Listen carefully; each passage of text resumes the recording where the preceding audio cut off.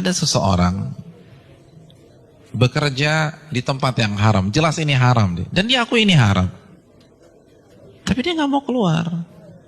Kenapa dia nggak mau keluar? Dia katakan, anak saya 4, Ustaz. Kalau saya keluar, anak pertama bayar kuliahnya gimana? Anak kedua SMA-nya gimana? Harus bayar uang gedung. Maka saya tetap bertahan karena faktor kondisi. Ini bukan sombong loh Ustadz, ini faktor kondisi. Hadirin enggak. Itu sok pintar. Itu sok pintar. Karena hakikatnya di hadapan kita ada 2 opsi. Opsi yang pertama, matematika kita, logika kita. Gaji kita 15 juta, anak 4. Oh cukup. Tapi begitu saya resign, maka bulan depan 15 juta itu hilang. Maka nggak mungkin mencukupi 4 orang anak. Itu matematika kita. Tapi itu bukan satu-satunya opsi. Opsi yang kedua, Allah berfirman dalam surat At-Talaq ayat 2. Barang siapa yang bertakwa kepada Allah, maka Allah akan berikan solusi. Dan Allah akan berikan rizki dari arah yang tidak ia duga-duga. Namun karena kita merasa paling pintar, kita pilih opsi yang pertama. Karena kita lebih yakin dengan matematika kita daripada janji Allah Subhanahu wa Ta'ala. Bukankah itu sok pintar di hadapan Allah dan merasa cerdas di hadapan Allah Subhanahu wa Ta'ala? Inti dari semua kedurhakaan itu merasa pintar, bukan kondisi. Merasa diri besar, merasa diri kuat menahan azab Allah pada hari kiamat. Rekan-rekan yang dirahmati oleh Allah Subhanahu wa Ta'ala, ini masalah dari dulu. Karena iblis itu menggunakan teori ini. Kenapa iblis divonis kafir? Kenapa iblis divonis kekal di neraka? Karena ketika dia disuruh sujud, dia katakan apa? Enggak, ana khairun minhu, aku lebih baik daripada Adam. Engkau ciptakan aku dari api dan engkau ciptakan dia dari tanah. Saya ingin tanya, yang diserang dengan statement ini itu siapa rekan-rekan sekalian? Yang dibodoh-bodohi itu siapa? Allah, bukan Adam. Apa maksudnya? Ulama mengatakan maksudnya, ya Allah, engkau perintahkan aku sujud kepada Adam, sedangkan dia dari tanah dan aku dari api. Ini perintah yang tidak masuk akal, gitulah. Ini perintah yang bodoh. Kalau bahasa Arab, ini nggak worth it banget nih Allah, gitu loh. Makanya kan Allah langsung habisi dia. Aba wastakbara wa kana minal kafirin. Ini bukan hanya semata-mata sujud, hadirin.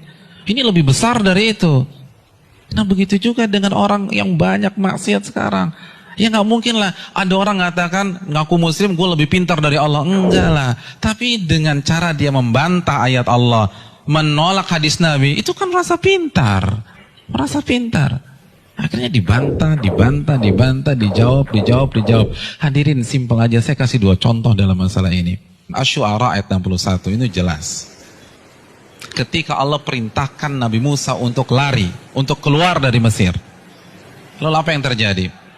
Dan ketika kedua kelompok itu sudah saling melihat, Fir'aun sudah melihat Nabi Musa di hadapannya, dan Musa kalau menoleh sudah melihat Fir'aun. Innalam mudrakun. Maka sebagian pengikut Nabi Musa itu mengatakan kita akan tertangkap.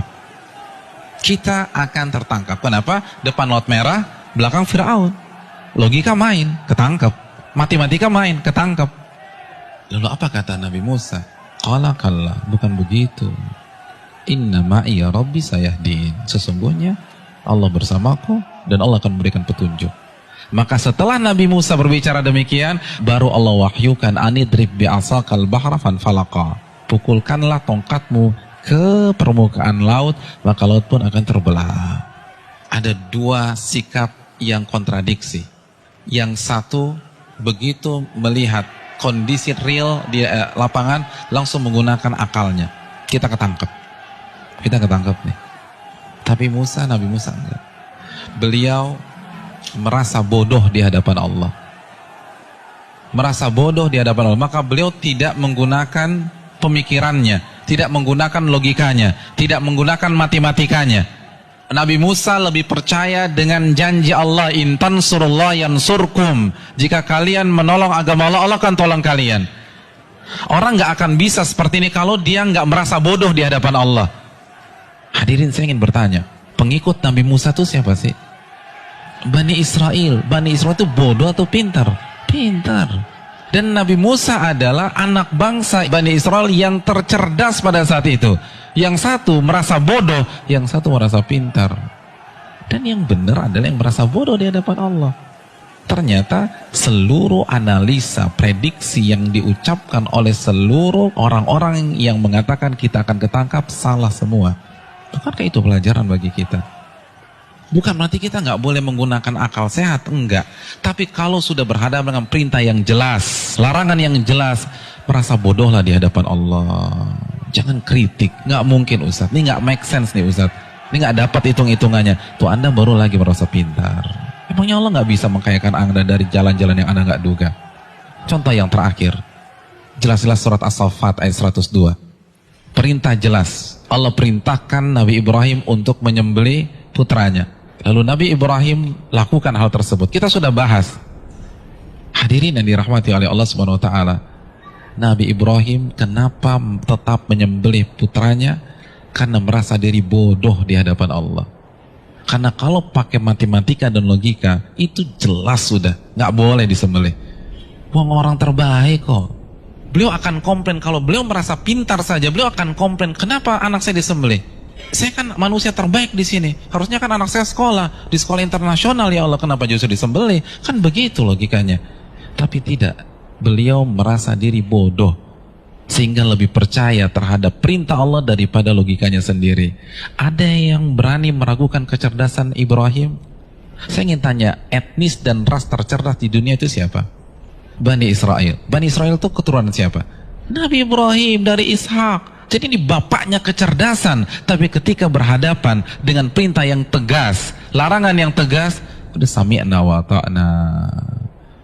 Lalu kita yang gak cerdas-cerdas begini, berani debat Allah, berani mengatakan ini nggak benar, ini keliru, hitungan saya nggak dapat. Kalau begitu kita makan apa? Allahu Akbar. Janganlah kalian mati kecuali kalian menjadi seorang muslim, pribadi yang menyerah kepada Allah. Kita yang mengkrit hari terakhir hidup kita. Dari sekarang, hadirin sekalian, dari sekarang menyerahlah kepada Allah.